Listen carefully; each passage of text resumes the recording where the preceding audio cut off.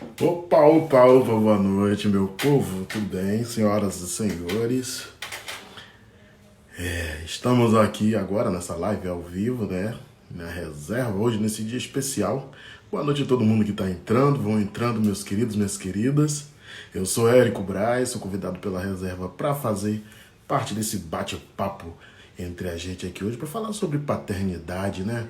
Vocês sabem que existem diferenças nas paternidades. E uma das principais diferenças é a questão de raça. Né? Existem muitas diferenças, mas uma delas que influencia e que tem um peso muito sério é a questão racial. Né? Hoje eu vou estar batendo um papo aqui com meu amigo Humberto, ele que é responsável, criador do canal Pais Pretos, né? E a gente vai trocar uma ideia aqui, falar sobre essas dificuldades, os caminhos, o que é que a gente pensa nesse tipo de paternidade, incluindo a educação, né? Até porque não é fácil ser pai de criança preta, não é fácil ser pai de menina preta, de menino preto, ainda mais na sociedade em que a gente vive, né? Uma sociedade que é capitalista, que é racista e que tem as suas definições, não é fácil. Mas como esse papo não é só comigo, eu gostaria já de chamar ele aqui, ele que vai conversar comigo, me fazer pergunta para ele. Antes de chamá-lo, eu queria dizer uma coisa para vocês. Preparem suas perguntas, coloquem aqui embaixo, façam as perguntas de vocês oficiais, certo? Perguntas oficiais. Sabe aqui naquele quadradinho onde você coloca a perguntinha? Exatamente, faz aí. E eu vou estar respondendo junto com o Humberto no que for, o que der para responder nesse papo inicial. Então, sem muitas delongas, senhoras e senhores, querido, meu parceiro, meu compadre, compatriota, com vocês, senhoras e senhores, grande Humberto.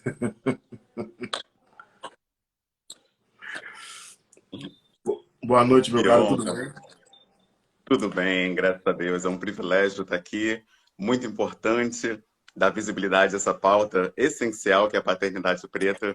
E eu fico muito feliz por essa oportunidade.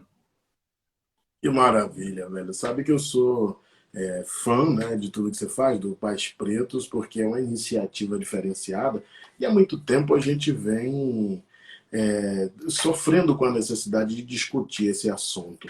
Até porque existe, como eu falei antes de você entrar, uma diferença na educação de crianças pretas e crianças brancas. Isso é muito simples, muito simples. E a base do que eu estou falando é que nós somos seres humanos diferentes, portanto, vivemos de forma diferente, em vidas diferentes, condições diferentes. E do ponto de vista histórico, nós sabemos que as consequências do que a história deixou para a gente é absolutamente diferente. Alguns têm algumas vantagens, outros têm privilégios e outros nada têm. E isso está É representado verdade. na educação, né? Eu queria que você se apresentasse, se já quiser já falar, perguntar, vamos embora que o papo hoje aqui vai ser gostoso. É isso, né? O que você falou é certíssimo. Infelizmente, existe uma invisibilidade da pessoa preta, do homem negro. A gente tem péssimos exemplos na mídia de paternidade preta. O homem preto na mídia, ele é o bandido, ou ele é um pai ausente, ou ele é infiel, enfim. Não há um exemplo positivo na mídia da paternidade preta. Diante disso, surge a necessidade de um coletivo que aborde essa pauta, né? Então, o Pais Pretos Presentes surge para trazer essa representatividade e trazer essas discussões para outros pais pretos, né? Então, é muito importante esse coletivo. O papel que a gente tem ajuda muitas pessoas e eu fico muito feliz, né, de poder fazer parte disso tudo. Que maneira. Acho engraçado como essa pauta, ela é. Às vezes as pessoas acham que quando a gente fala de questão racial, parece que é um assunto que só compete, que está direcionado para a população preta, né? E na verdade não, é um assunto que é inerente a todo mundo. Todas as pessoas têm que estar a par da questão racial no Brasil, até porque, sendo mais profundo, se a gente prestar atenção, a população negra, e sendo aqui um pouco polêmico já para a gente abrir um pouco da discussão, se a gente prestar atenção, a população negra,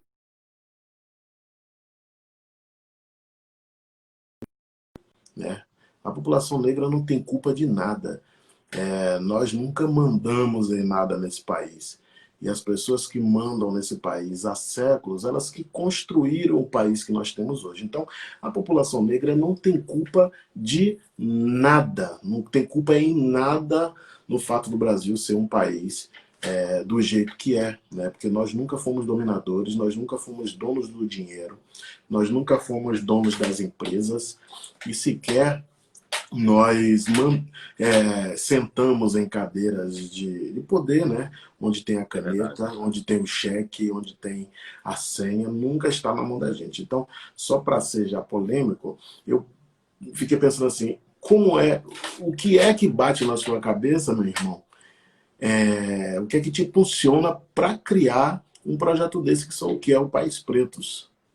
Perfeito. Essa pergunta é muito boa porque a vida da pessoa preta, ela é algo aqui no Brasil que é negada de várias formas. Tanto é que quando eu soube da minha paternidade, a primeira coisa que surgiu logo em seguida, né? Você fica feliz, obviamente. Eu fiquei, meu Deus, você pai, que bacana.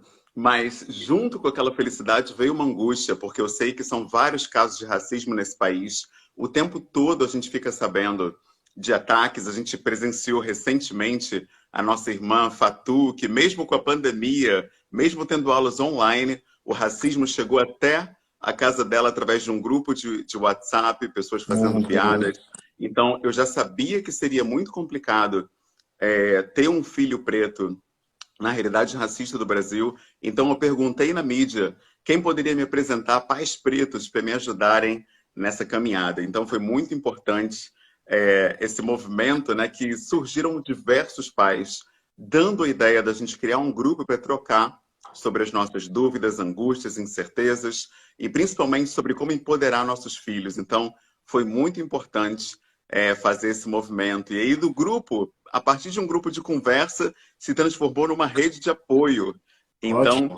a galera quis se encontrar, quis se conhecer, olhar um ao outro. Teve encontro no Parque Madureira, surgiram também palestras, passamos a palestrar em eventos, falar das masculinidades, paternidades, né? Porque são diversos pais. Já Uhum. conversamos com pai transexual, bissexual, pais que são gays, né? Então, existe uma multiplicidade nessa paternidade. É importante dar visibilidade a essas outras formas de paternidade. E Mas masculinidades é um tema. como lidar com isso, né? Isso é uma É grande isso. questão, porque nós vivemos numa sociedade que, embora as pessoas não aceitem, mas existe uma diversidade exposta, né? E por conta disso as pessoas fazem as suas definições. É engraçado que eu fiquei pensando hoje o dia inteiro, né? De manhã eu estava malhando e pensando como a gente definir criança, né? Fiquei pensando nisso, porque assim, a gente coloca uma criança no mundo hoje e a gente às vezes não está preparado para apresentá-la ao complexo de diversidade que existe no mundo. O que eu estou querendo dizer é que a criança ela vem como uma semente, uma árvore que você Sim. planta na terra, que você acha que tem domínio, mas você não tem. E que quando você pensa que tem domínio, você se preocupa em ter domínio dela, você devia se preocupar nas definições que a terra, e quando eu falo a terra, falo no sentido literário, né, da árvore plantada na terra, mas falo também na terra no sentido geral, as definições que já estão instaladas na terra. Então, como lidar com essa diversidade no meio dos pais e como facilitar o tratamento, esse crescimento das crianças perante as definições instaladas na Terra. Pois é. Eu acho que a palavra-chave é aquilombamento. A gente precisa se juntar com os nossos, estar entre os nossos, ver essa diversidade, né? A gente precisa estar junto. Infelizmente, existe uma engenharia social que faz com que o negro ele se afaste um do outro, ele não veja positividade em ser negro, ele procura se aproximar da branquitude o máximo possível e se afastar de tudo que tem de negritude nele. Então, a proposta do nosso coletivo é justamente fazer uma contranarrativa, um movimento contrário a isso. Então, conhecendo outros pais, esses homens vão se aceitar, porque eles estão vendo que tem outras formas de paternidade coexistindo e vão se inspirar nesses exemplos. Então, eu acho que o segredo é a gente se unir, a gente estar junto, a gente ver essa diversidade maravilhosa.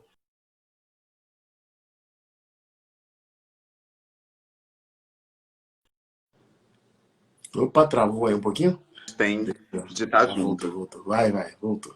Voltou? Então é isso, o coletivo é mais uma possibilidade da gente estar junto, né? Então eu acho que o segredo é isso, é buscar os nossos, conhecer a nossa ancestralidade africana, porque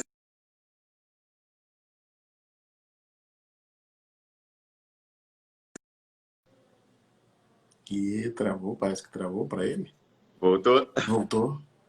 Beleza. E a gente precisa conhecer Vai. também o modelo, né? O modelo de masculinidade preta, ele é diferente, né? Não existe um modelo único, como se vende. A branquitude vende que o homem negro é aquele garanhão, heterossexual, aquele cara que pega todas.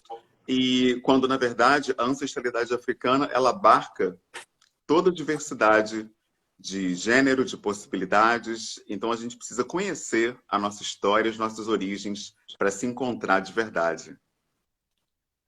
E como as pessoas brancas podem auxiliar nisso, né? Porque a gente fala, como eu falei no início, não é uma questão só nossa, né? A questão racial, inclusive do ponto de vista da educação, criando crianças, como pai, como homem preto, existem diversas dificuldades. Como as pessoas brancas podem ajudar nisso, né? Nesse exercício da conscientização, numa nova educação. Sim, sim. Eu acredito que é preciso introduzir histórias com protagonismo preto, né, para as crianças brancas também. Apresentar histórias, contos, narrativas africanas, para que elas naturalizem a pessoa preta, naturalizem a diversidade. Eu acho que o que sustenta o racismo é justamente essa segregação racial. Eu próprio estudei numa escola maravilhosa e não conheci muitos dos personagens pretos que eu fui conhecer através do teatro, Olha através aí. do estudo independente. E não Olha. devia ser assim, já que existe uma lei que diz que a brasileira deve ser. Então eu percebo que a gente tem que fazer um esforço à parte, até para conhecer os nossos, né? E não devia ser assim. Então a branquitude deve buscar introduzir na sua vida narrativas pretas também para suas crianças. Eu acho que isso é um bom caminho, né? Para começar.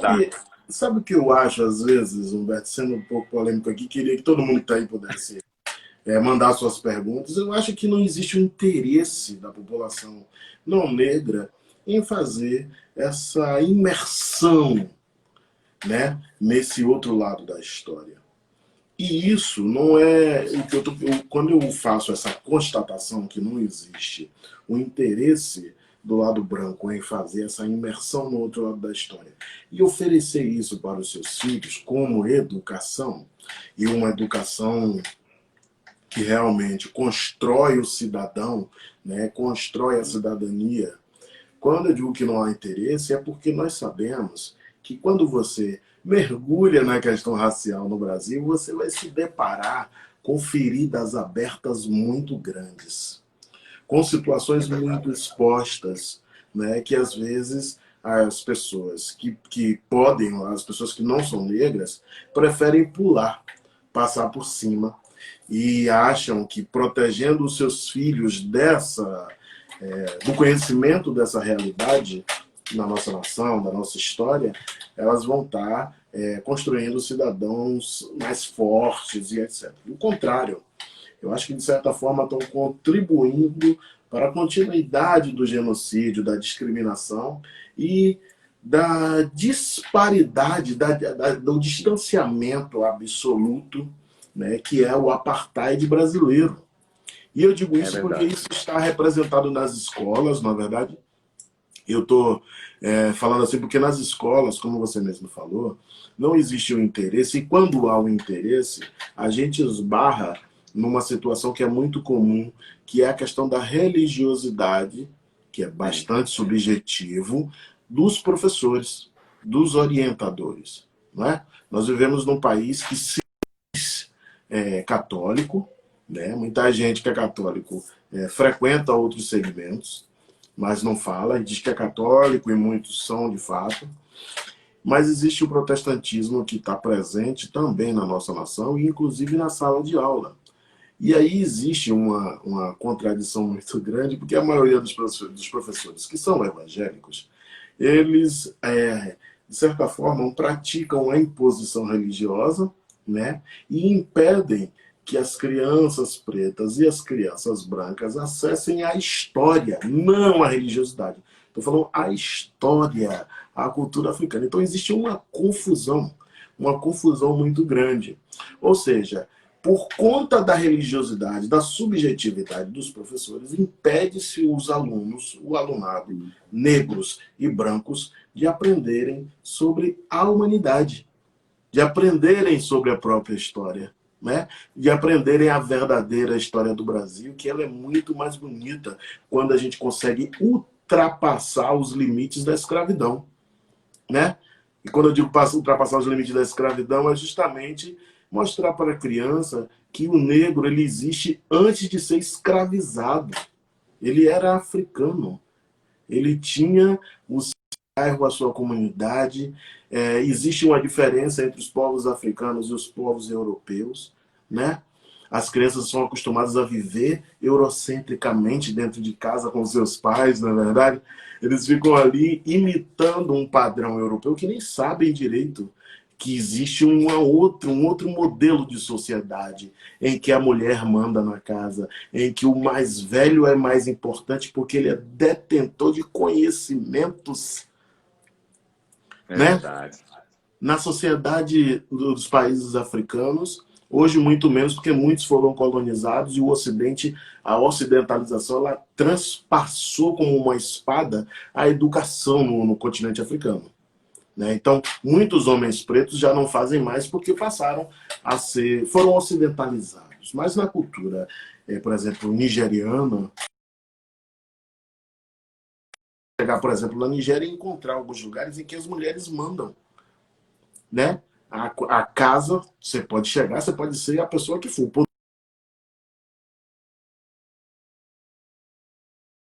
Patriarca, você não está bem, você está sendo mal educado. Então, as crianças mal conseguem ver essa diferença e escolher. Não existe uma escolha, existe uma imposição, né, que é cravada pela intolerância, pela subjetividade de cada pessoa. Mas assim, meu amigo, eu queria saber. É porque eu não aguento, às vezes eu vou falando.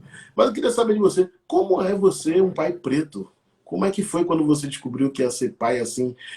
Como é que a ficha cai para você dizer, pô, eu preciso ser um pai preto diferente? É verdade. A ficha cai justamente pelo que você acabou de falar. A gente não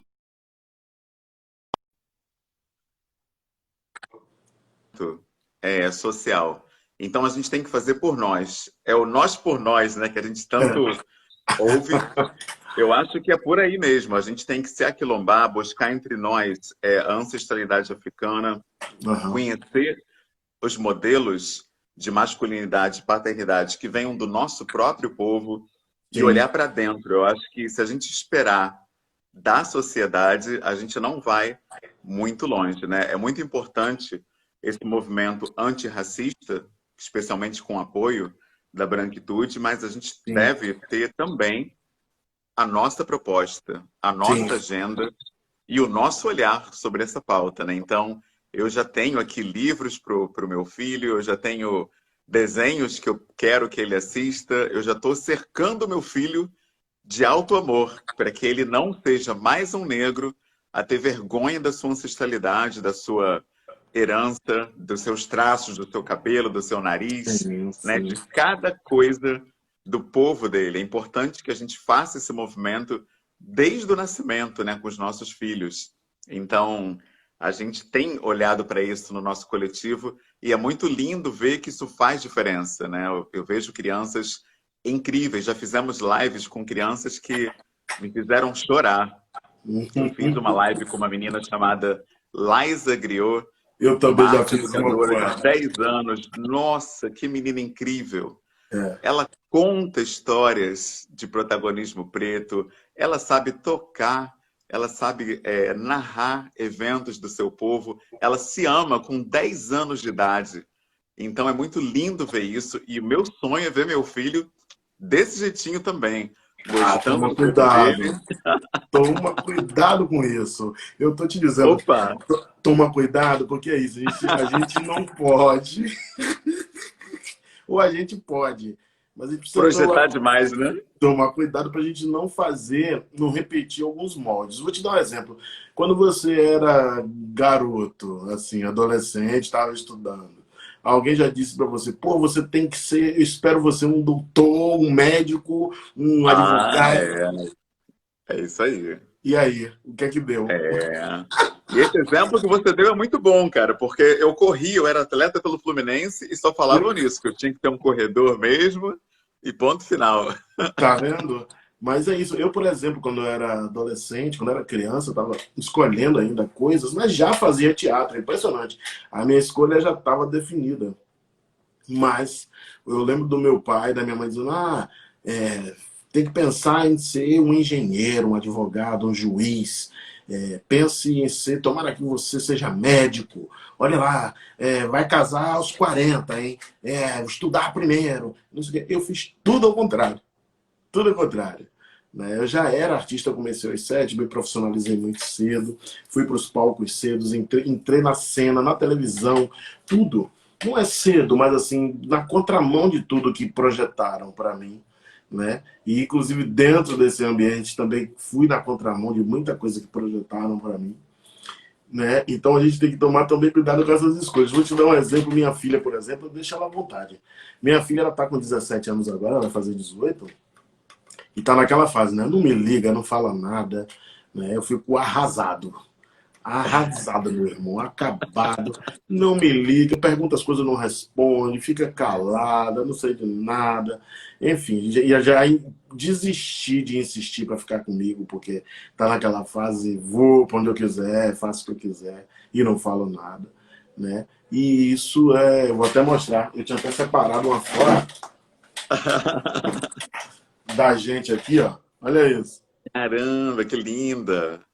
Nossa, fotão, hein? Né? Linda. E a gente. Isso tem me deixado muito assim, às vezes, porque a gente acha, às vezes, que tem domínio dos filhos e não tem, né? E isso é uma projeção minha também, assim, de pensar que, eu vou dominar, eu vou dizer que é legal sair, ir pro futebol, não sei o que. Os filhos não vão, eles querem outras coisas. Né? Eles querem outras coisas. Então eu fiquei meio perdido com as minhas projeções com ela, né? É. Mas por outro lado também pode ser o resultado de uma paternidade presente minha, né? De assim, tô super presente desde pequenininho, eu sempre ajudei em tudo.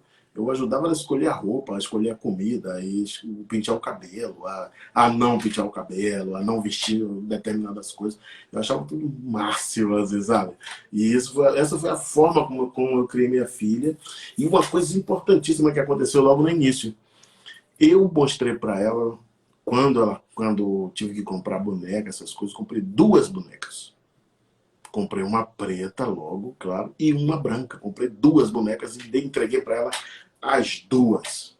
Entreguei para ela as diferenças. Isso foi muito importante, porque ela cresceu com as duas bonecas. Eu tenho foto que eu não tenho aqui agora, mas eu tenho foto dela com as duas bonecas sempre. E quando eu percebi que ela estava mais inclinada para uma, eu dizia, e a outra?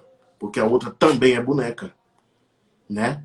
Então ela foi criada com as duas, ela fazia as duas. Eu dizia, e organize.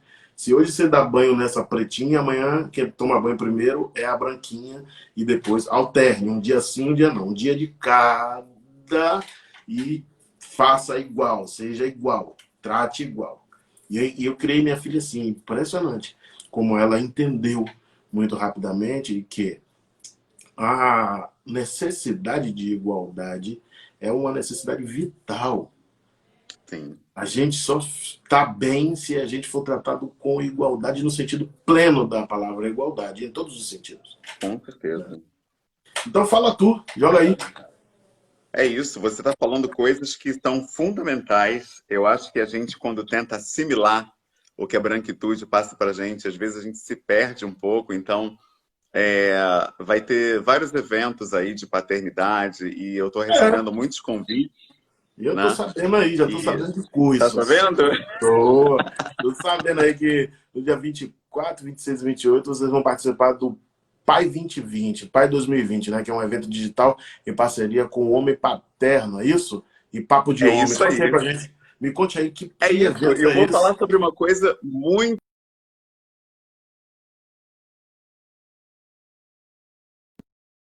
Sobre o quê? o homem, né? Opa! Falar do lugar do homem, o lugar do Uhum. homem no nascimento, na gestação, né? Porque eu percebo que muitos caras falam que se descobriram pais quando viram o rostinho da criança. Ih! Mas, poxa, o rostinho da criança é só 9 meses, pô. Depois que já tá ali caminhando, você não pode só se descobrir pai nessa hora, tem que fazer parte antes, né? Então, eu vou falar da experiência desse puerpério, né? Como é que foi estar ali com a Tainá, massageando a barriga dela, massageando a perna dela quando começou a incomodar, falando com a Apolo ainda na barriga, isso foi importantíssimo. O nosso vínculo já existia muito antes dele sair da minha esposa, então eu acho que precisa ser passado esse exemplo, porque esse não é o exemplo passado para a gente na nossa cultura branca, né, que você tem aqui no Brasil, que a ideia é que cuidar, gestar é coisa da mulher.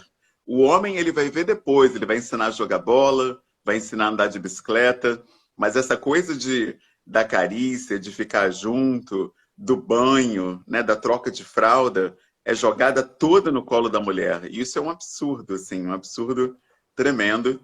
E não tem nada a ver com a nossa ancestralidade, que a nossa ancestralidade não define papéis de gênero da forma como a gente vê na nossa cultura.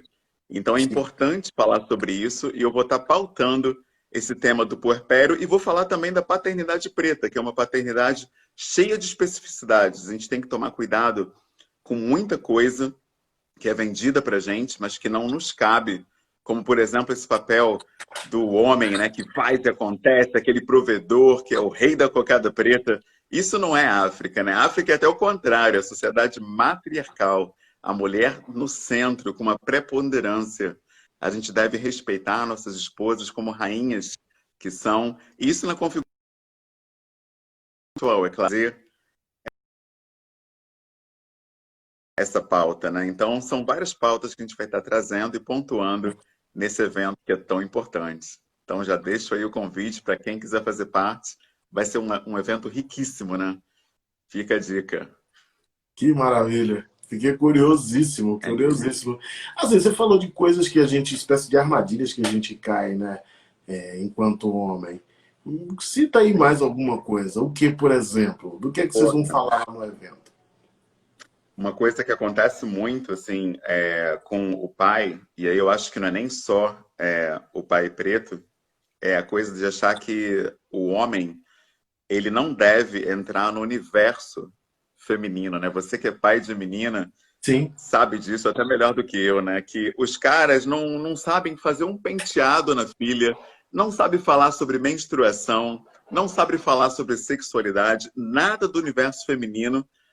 Os caras ousam entrar porque enxergam essa divisão de gênero, né? Como se um homem só pudesse chegar até ali aquela linha e dali para lá é só com a mãe, né? Ele já não pode acessar. Outra coisa também importante da cultura oral africana é essa ideia da história, de você narrar coisas, você constrói um elo muito forte com os filhos, não só contando histórias fictícias, mas falando também da tua própria história. sim. Essa ideia de sentar para contar a história para os filhos aumenta o elo entre nós, aumenta a cumplicidade. Isso é importantíssimo de ser resgatado. É um exemplo de valor africano que a gente precisa voltar. Assim como esse que você falou, né, de respeitar os mais velhos, né, os nossos ancestrais, eles deram praticamente a nossa vida para nós, né? Então eu vejo que hoje em dia é muito comum as pessoas ignorarem o que os mais velhos têm a dizer, o que eles pensam. Isso é mais um exemplo, né, que não tem nada a ver com a nossa cultura. Eu sou o que sou, principalmente pela minha mãe. Minha sogra trouxe muitos princípios e traz para a criação dos meus filhos. É Sim. fundamental estar em contato com essas pessoas. E através da literatura, então, eu aprendo muito com quem já foi e deixou aqui um legado para gente. Eu acho que Marcos Agora, Garvey, por amigo, exemplo, e por aí vai. Humberto, você está falando e eu estou mais uma vez revisitando aqui um pensamento meu, que é o seguinte: como a gente faz para evitar que o choque entre esses valores que nós estamos falando aqui agora, porque assim, uma coisa é essa teoria nossa aqui. É o que você está falando, é o que eu estou falando, que são desejos e vontades e práticas nossas solitárias, unilaterais às vezes, não é? Verdade. E que vai direto de encontro e se choca com a herança eurocêntrica que existe na paternidade, na masculinidade, na sociedade e, por fim, nas famílias no geral. Como a gente faz para evitar esse choque e dizer somos diferentes se você caminhou assim durante 520 anos e agora nós vamos caminhar assado, né? Como a gente faz isso? Exato. Eu acho que uma forma bacana de trazer isso à tona, trazer isso para a nossa cultura, é usar o que a gente tem agora de mais moderno, né? Um exemplo disso é a live. A gente está aqui junto no Instagram, que é uma coisa americana, totalmente recente, falando Uhum. de princípios ancestrais, por exemplo. Então, a gente já tem grupos, por exemplo, onde homens se reúnem, você tem a roda de samba, você tem a capoeira, tem aquele futebol de domingo. Levar essas pautas para o cotidiano é um exemplo de que é possível trazer essas questões para o dia a dia. Você não Eu, precisa parar tudo e ir eu lá para um certo, confesso, né? Lá meu amigo, específico, né? desculpa, esse É papo nosso é muito difícil, né? gostoso, mas eu confesso que não acredito nessa prática. Você acha Sabe por quê? difícil? Não, eu acho que não. Sabe por quê, meu amigo? É porque a gente tem que tomar. Eu já me peguei uma vez, vou dar um exemplo meu. Eu já me peguei discutindo no futebol sobre questão racial muito sério, a ponto de quase perder um amigo por isso. E depois, a primeira coisa que me chocou foi que eu devia ter usado o espaço do futebol como um momento de lazer para mim, porque o momento de lazer também é libertação, ele também é um ato político, né? E aí eu fico olhando e disse, porra, eu de certa forma fui impondo para esse cara, para um amigo meu, a questão Sim, racial. Quando eu, na verdade, devia ter ensinado a ele a procurar sobre isso. Sabe, às vezes eu fico meio na dúvida se a gente consegue. Por quê? exato. Porque a verdade é que os grandes espaços de conscientização, até mesmo de convencimento, é uma coisa absurda, convencer as pessoas de determinados conceitos e comportamentos, isso é absolutamente renegado para mim, assim. Até porque os espaços de conscientização, eles estão nas igrejas, né, nos espaços religiosos, estão nos espaços de candomblé, né, nos terreiros de candomblé, porque também são lugares onde se aprende muito sobre você mesmo, aprende-se sobre o Sim, respeito à comunidade, aprende-se a respeitar as diferenças. Nos espaços cristãos, aprende-se outros valores, claro que baseados no eurocentrismo, né? E a gente já conhece verdade. muito bem, a gente nunca pôde escolher. E do ponto de vista político, a política em si, ela ensina muito para a gente, a política que nós temos no Brasil. Né? A gente pode ligar a televisão agora e pegar as nossas crianças e dizer assim, você está entendendo isso aqui? Não. Você sabe o que é isso? Não. Olha o que você está vendo. Se você ensina para as crianças que existe uma diferença e coloca ela, por exemplo, de frente ao parlamento brasileiro hoje, você vai ver, a criança vai conseguir entender que não existem negros no parlamento brasileiro porque Sim, existe um problema. E não subestimemos a mente da criança de que ela não consegue aprender, assim como não subestimemos a mente dos pais, dizendo, já não aprende mais. Mentira. Então, eu acho que a gente pode, inclusive, ensinar esses amigos nossos do futebol, do não sei o quê, depois do futebol ou antes, olharem para esses lugares de convencimento. com certeza. Não é? Com toda certeza. Eu acho que passa um pouco por isso. E tem a questão que é a escola. A escola é o maior, é o lugar, Érico Braz, acho o lugar mais complicado de formação do ser humano, né? Porque a maioria do tempo as nossas crianças passam lá e numa fase da vida que é um momento de construção ali de conceitos e entender as determinações, as coisas que já são pré-determinadas. E a gente não está presente. Muitas vezes a gente não sabe o conteúdo da escola, o que, é que a escola está ensinando para os nossos filhos. Isso é um problema muito sério, porque assim, quando a gente está junto, a gente diz para onde vai. Quando a gente não está junto, quem diz para onde a nossa criança vai e o que ela deve pensar são as pessoas que tomam conta.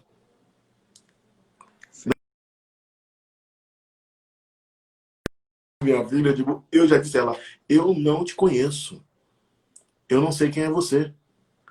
Porque a quantidade de informações que ela acessa quando eu não estou, e às vezes até quando eu estou, que ela está comigo aqui, vai estar assim, ó, a quantidade de informações que ela acessa, cria-se um outro cidadão, né?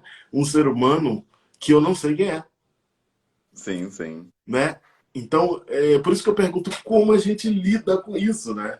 Como é que a gente consegue evitar um choque destrutivo, né? Dessas duas formas de comportamento. Eu tenho um pouco de dúvida sobre essa amizade dos caras na pelada, no futebol. Assim, eu acho que uma postura panfletária não é legal. Você chegar querendo ser aquele pregador chato realmente complica. Mas quando você mostra isso com uma naturalidade, eu acho que a chance é maior da coisa acontecer. Eu tiro, por exemplo, o nosso coletivo. Eu nunca falei para uma pessoa vir para o nosso coletivo para, enfim, ser um pai melhor, um amigo melhor. Uhum. A pessoa vê as nossas mudanças, né? Quem conhece a gente, está acompanhando, vê como a gente vem mudando e pergunta: o que aconteceu, o que está acontecendo, o que, que nós vimos, o que, que nós lemos.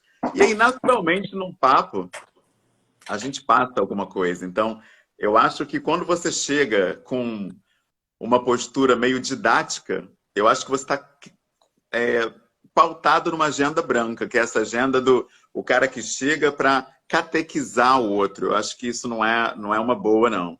Eu acho que a coisa tem que ser passada de igual para igual, no diálogo, na conversa, na risada, na brincadeira. É o que eu faço na escola, por exemplo. Eu nunca parei para dizer, agora eu vou falar de cultura africana. Nunca fiz isso numa aula. O cara Uhum. percebe, ele conhece personagens africanos, princesas, rainhas. Naturalmente, eu levo como conteúdo da matéria, eu vou falar sobre adjetivos, que é uma coisa que não tem nada de étnico aí. E naquele conteúdo, eu levo os personagens que eu quero apresentar, eu levo a narrativa que eu quero trazer. Não precisa ter Eu acho que é aí que muita gente erra, né? Quando Sim. fala assim, vamos falar da cultura iorubá. Você diz isso numa escola, por exemplo, onde a comunidade evangélica, a maioria, você está pedindo para arrumar um problema, assim. Eu acho que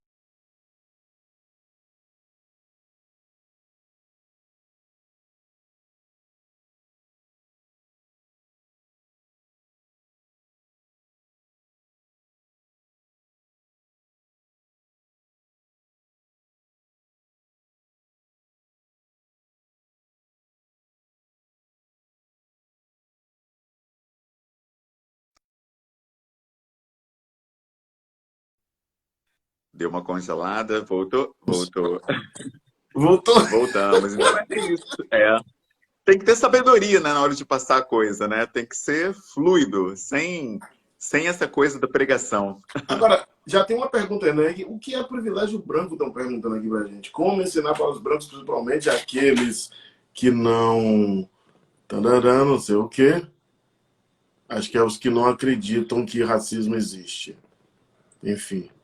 Ai, meu Deus, o negócio travou aqui agora. E aí, o que é privilégio branco, meu irmão? Pô, cara, privilégio branco é não precisar falar para o seu filho que ele não pode andar com a mão no bolso, que ele não Hum, pode usar touca, que ele não pode correr na rua. Olha só, uma criança não poder correr, onde já se viu isso? Se meu filho correr, ele pode ser baleado, confundido com um trobandinha, um bandido em fuga que assaltou alguém. Isso é privilégio branco. O meu filho ele não vai poder ter a liberdade que toda criança branca tem nesse país, de correr, de brincar, de andar com a mão no bolso, na frente, atrás, onde quiser.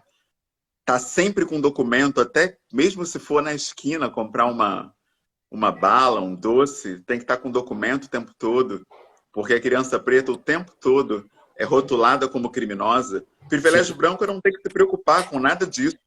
Uma pessoa branca não tem essas preocupações que eu estou dizendo aqui. Isso nem passa pela cabeça delas. Eu, por exemplo, tenho um carro e o carro é preto, com isso filme. Eu praticamente não dirijo meu carro aqui onde eu moro, porque a própria polícia pode me confundir com um bandido. Uhum. Então quem dirige mais é minha esposa. Eu prefiro pegar um Uber às vezes para resolver uma coisa do que pegar um carro. Esse é o privilégio branco, é não ter que se preocupar com nada disso. Uma pessoa dizer que não existe racismo nesse cenário, só pode ser brincadeira, né? Brincadeira de mau gosto, né? Você não pode sequer falar da tua ancestralidade sem virar piada na escola. Você não pode dizer que frequenta um terreiro na escola. Se você disser isso, vão te chamar de macumbeiro o ano inteiro na escola, vão fazer piadas com você. Privilégio branco é não precisar pensar nisso, né? Uma pessoa branca não precisa ter essa preocupação de perseguição. Eu lembro que, como aluno, passava aquela novela Carrossel, fiquei sendo chamado de Cirilo o ano inteiro. Esqueceram que o meu nome era Humberto. O meu nome se apagou, acabou. Então, essas coisas que tocam a gente, marcam a gente, né? Como marcam os nossos traços. A gente teve essa polêmica recente de uma marca de palha de aço fazendo referência ao cabelo crespo. Uma vergonha, cara. 2020, uma empresa fazendo esse tipo de associação. Então, a gente realmente tem que se preocupar com coisas que já eram para ter se perdido na história há muito tempo. Então, isso é o privilégio branco. Mesmo com tudo isso que você está falando, eu queria acrescentar uma coisa que acho que é fundamental. Privilégio branco é ter certeza que vai ter futuro, né?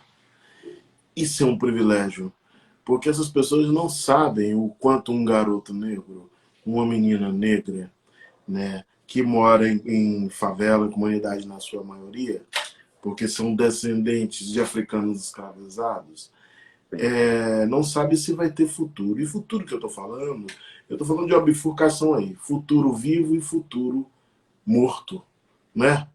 Porque assim, a maioria dos jovens que são mortos nas comunidades estão em idade produtiva, que é essa idade de estar na escola, de estar sonhando com determinada profissão, ou até mesmo podendo entrar na faculdade. Muitos deles não têm mais pai, né? São criados pelas mães, pelas avós, pelas tias e pelos vizinhos, não é? E essa ausência paterna, ela tem um significado muito forte, ela tem consequências psicológicas comprovadas absurdas, né? Muitas das vezes esses pais que não estão presentes estão relegados ou à morte, porque é inclusive uma referência de futuro, ou estão presos, né? E os que não estão, muitas vezes, são analfabetos, proletariados, pessoas que trabalham, que estão no trabalho informal. Não que isso seja ruim, mas não comunga com o futuro que uma criança preta pensa, né? Que é aquilo que eu falei no início. Eu quero ser médico, eu quero ser doutor, eu quero ser engenheiro. Porra, mas meu pai não foi por quê? E aí, em um determinado momento, tem que largar a escola para trabalhar.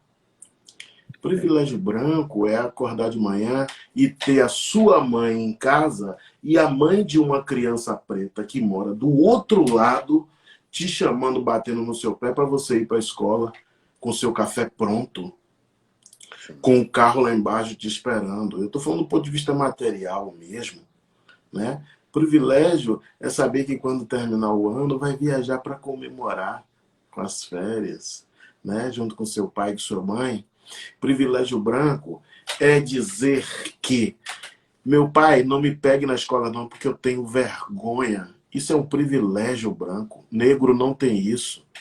É verdade. Porque se disser que criança negra não quer que o pai vá buscar na escola, isso é mentira, é contraditório. Nós temos um percentual muito grande de crianças pretas sem pai no registro de nascimento. Crianças pretas criadas só com a mãe.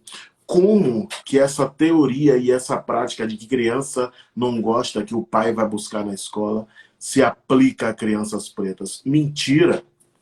A É gente vive verdade. brigando para que os pais, as crianças pretas ficam brigando que os pais apareçam, que os pais assinem o registro de nascimento e que eles vá até a escola buscá-las, mostrar o quanto é bonito o pai preto.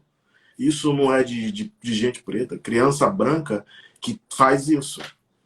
Porque essa mesma criança branca, quando passa na PUC, quando passa nas universidades, eles ganham um carro de presente, né? A Exato. criança preta, pela ausência da paternidade preta, por diversos motivos, como eu citei antes, o adolescente, o jovem preto, que foi criança solitária, ou que foi criado só com a mãe, com as tias, com as irmãs, com a vizinha, essa criança, ela ganha a carteira de trabalho. Não falei trabalho, não, falei a carteira de trabalho para procurar emprego, para se sustentar na faculdade.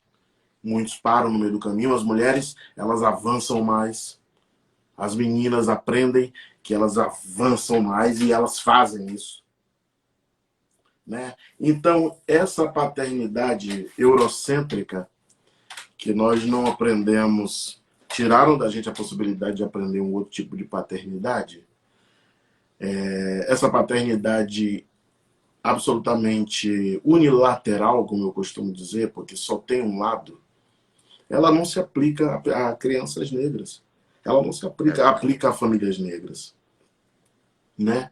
Uma outra coisa que me chama muito a atenção em relação a isso é como a gente, mesmo estando presente, a gente insiste em repetir, falando nos pais pretos, insiste em repetir formatos de educação absolutamente brancos, quando na verdade nós não temos condições financeiras, não temos condições sociais para aplicar esse determinado tipo de educação. E aí vive-se uma vida absolutamente sofrida, né? Sofrida, para atender a um padrão educacional absolutamente eurocêntrico. Com certeza. Não é, meu irmão? Então, assim, eu sei que a gente está quase chegando no final. É muito assunto, é muita coisa para a gente Demais. falar. Eu queria saber como é que você tá, como é que tá a sua paternidade aí na Covid, né? Agora no período de isolamento social. Nessa Pô, cara, a loucura que nós estamos quarentena vivendo. foi um Quarentena. presente para mim. Quarentena foi um presentão porque eu vi o meu filho aprender a andar. Se não fosse o isolamento social, eu estaria trabalhando de 7 às 9 da noite. Eu só ia chegar em casa às 10 horas da noite. Eu não ia ver isso. Eu vi o Apolo dar os primeiros passinhos dele, ajudei ele a caminhar. Eu estou acordando o meu filho, dando banho de sol nele, estou dando banho, dando comida. A minha esposa, ela é engenheira, trabalha 12 horas, de 7 às 7. Ela não chegou em casa ainda. Eu fico o dia inteiro Nossa. com meu filho. Agora, para fazer essa live, eu deixei ele com a vovó, porque quando ele vê que eu estou falando com outra pessoa, aí ele não aceita e quer falar junto, né? Aí ele ia estar aqui agora, ninguém ia me escutar, né? Devia ter Mas é um trazido. amor muito grande. Eu fico assim, emocionado em poder estar tão próximo do meu filho graças a esse isolamento social. Se não fosse isso, eu não teria visto praticamente nada. As primeiras sílabas dele, ele começar a andar, a gente ter essa intimidade que é roubada, principalmente do homem preto, que é obrigado a começar a trabalhar nos seus 13 anos, 14 anos, Sim. e raramente consegue ver o filho começar a falar, começar a andar, começar a aprender as coisas básicas da vida. Então, eu me sinto privilegiado por estar podendo estar tanto tempo com meu filho, que eu dou aula de inglês pelo Skype, pelo WhatsApp, então eu não saio nem de casa, né? Eu tenho alunos em tudo quanto é canto aí do Brasil, do mundo, então trabalho praticamente nada mudou. E a escola a gente manda as atividades pela internet. É Sim. claro que não é o ideal, porque muitos alunos, especialmente os pretos, não têm acesso a essa forma de trabalho, então já está havendo uma exclusão enorme, uma exclusão social que acaba sendo também racial, e isso é extremamente complicado. A gente precisa pensar sobre isso e repensar esse modelo. Eu acho que as atividades lúdicas deviam ser o principal, né? Como está se fazendo na escola onde eu trabalho, Uhum. revisões, brincadeiras. Agora, escolas que estão focando no conteúdo, né? Realmente estão excluindo muitas pessoas. E é muito sério, o que está acontecendo. E que Né? tipo de conteúdo você recomenda para uma educação dos pais, né? Tô falando de rol de pais, a paternidade, a educação, Sim, reeducação dos é pais. verdade. O que você recomenda aí? É isso aí, nós somos um exemplo, né? Somos Ontem teve a roda de conversa das mães, foi incrível. Tivemos uma psicóloga maravilhosa, a psicóloga Graziele Gomes, que esteve falando sobre maternidade, por exemplo, maternidade preta, maternância. Entre nós pais, a gente conta com diversos recursos, nosso grupo também tem advogados, psicólogos, diversas pessoas trazendo questionamentos e soluções em conjunto. Eu acho que a gente deve se unir. Por isso que o nosso coletivo, a nossa rede de apoio, tem grupo.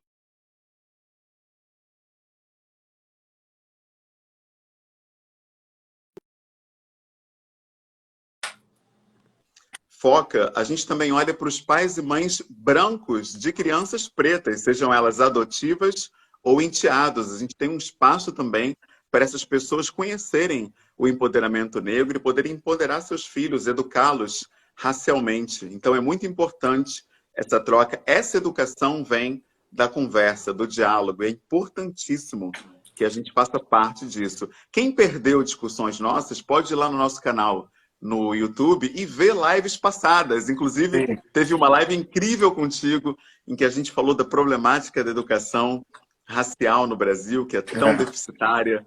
É muito importante ouvir esse diálogo, se abrir para isso. Eu acho que você está certíssimo quando você diz que o que falta, na verdade, é interesse.